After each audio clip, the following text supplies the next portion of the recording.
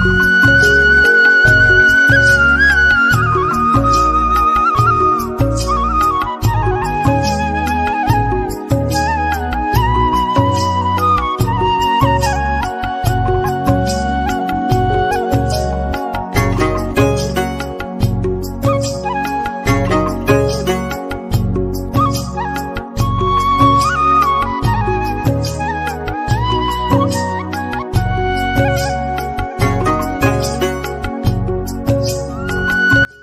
Morning my friends, welcome to my channel. আশা করি আপনারা সবাই ভালো আছেন, আমিও ভালো আছি। আমার নতুন বন্ধু আর আমার পুরনো বন্ধু যারা যারা এই সময় আমার ব্লগ দেখছেন, তাদের ব্লগ দেখার জন্য অসংখ্য ধন্যবাদ। আর এখন ঘড়িতে বাজে 9:30। আমি এখন থেকেই আমার ব্লগটা স্টার্ট করছি।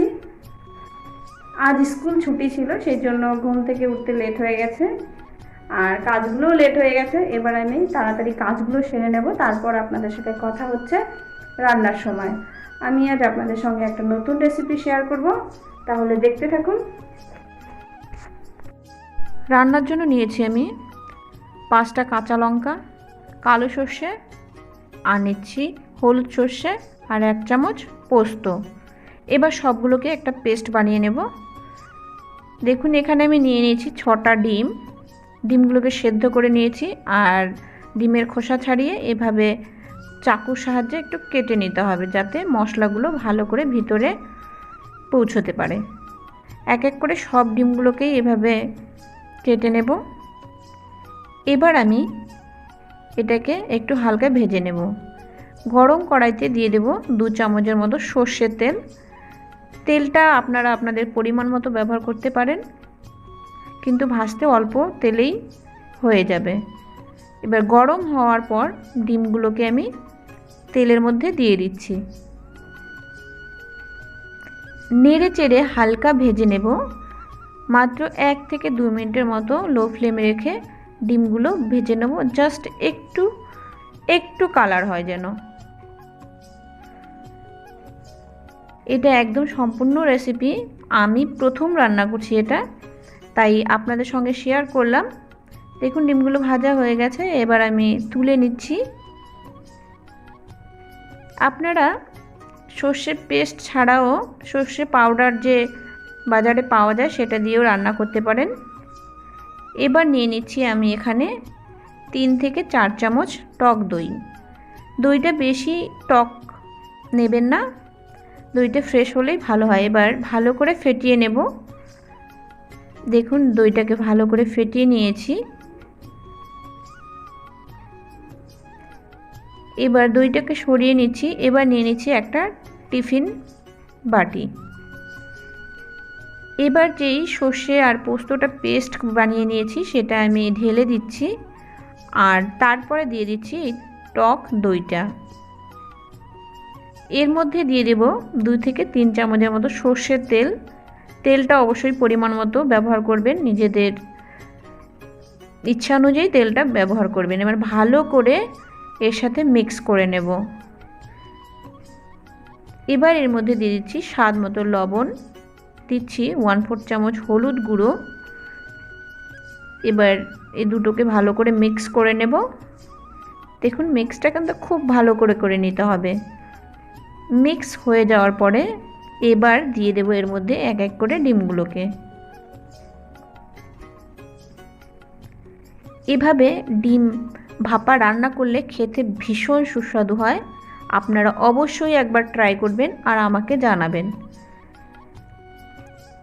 এবার ডিমের উপরেও ভালো করে মশলাটা মেখে দিচ্ছি। আপনারাও ঠিক এভাবেই মশলাটাকে মেখে দেবেন। এক এক করে সব ডিমগুলোর গায়ে মশলা মেখে দিচ্ছি। মশলাটা মাখা হয়ে গেছে। এবার এর মধ্যে দিয়ে দিচ্ছি একটা টমেটো, যেটা আমি বড় বড় করে কেটে নিয়েছি। এখানে কিন্তু একটাই টমেটো রয়েছে। এবার দিয়ে দিচ্ছি কাঁচা লঙ্কা, যা অল্প অল্প চিড়ে নিয়েছি। এবার ঢাকনার সাহায্যে ঢেকে দেব। এভাবে চেপে ভালো করে ঢেকে দিতে হবে। দেখুন কড়াইতে নিয়ে নিয়েছি আমি জল, আর এর উপরে বসিয়ে দিচ্ছি একটা স্ট্যান্ড।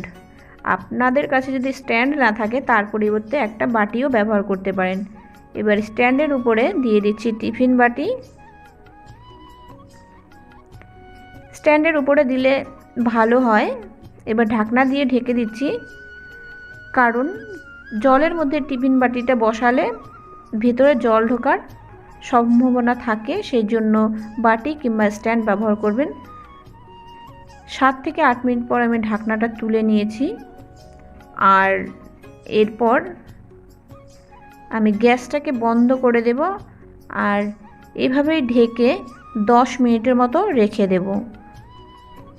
এবার 10 মিনিট পর আমি ঢাকনাটাকে সরিয়ে নিচ্ছি। এখন অনেকটাই ঠান্ডা হয়ে গেছে। এবার আমি টিফিন বাটিটাকে কড়াই থেকে তুলে নিচ্ছি।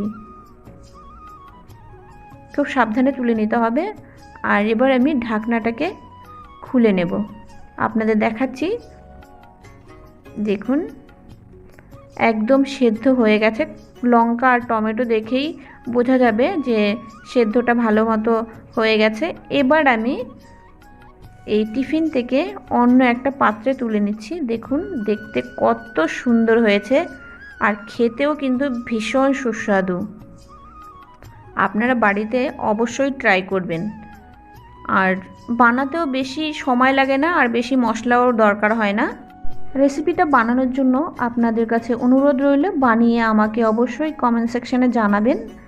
আর রেসিপিটা ভালো লাগলে লাইক করতে অবশ্যই ভুলবেন না। আবার দেখা হচ্ছে বিকেলে। আমি এখন চলে এসেছি ছাদে, আর ছাদে এখন অল্প অল্প রোদ্দুর রয়েছে, সেই জন্যই এসেছি। সারাদিন ঘরে থাকা হয় আর সেই জন্য গায়ে কখনো রোদ্দুর লাগে না। বিকেলবেলা একটু জামা কাপড়গুলোও ছাদে রয়েছে, সেগুলোও নিয়ে নেব। আর এই ফুলের টবগুলোতে একটু একটু জল দিতে হবে। সকালবেলা দাদা দিয়েছিল জল, কিন্তু সবগুলোতে দেয়নি, কিছু কিছু বাকি রয়েছে। তো সেইগুলোতে আমি প্রথমে জল দিয়ে নেব, সেগুলোতে আমি জল দিয়ে নেব। তো আপনারা দেখতে থাকুন।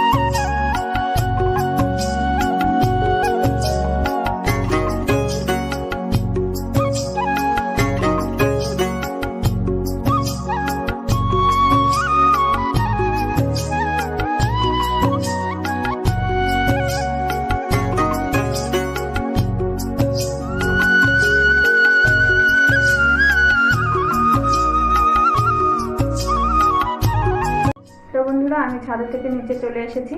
আর আমি গেছিলাম আজকে বাজারে, বাজার থেকে দুটো জিনিস নিয়ে এসেছি, সেটা আপনাদের দেখাবো। আপনাদের অবশ্যই ভালো লাগবে।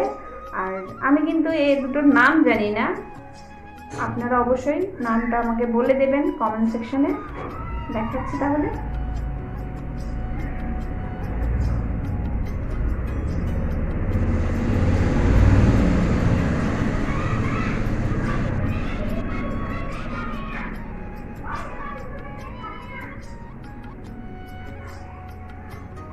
এটা তো দোকানদার বললো ঝাউ গাছ, কিন্তু এটা কি ঝাউ গাছ? ঝাউ গাছ তো অন্যরকম হয়। আপনারা অবশ্যই বলবেন এটা কি গাছ। আর একটা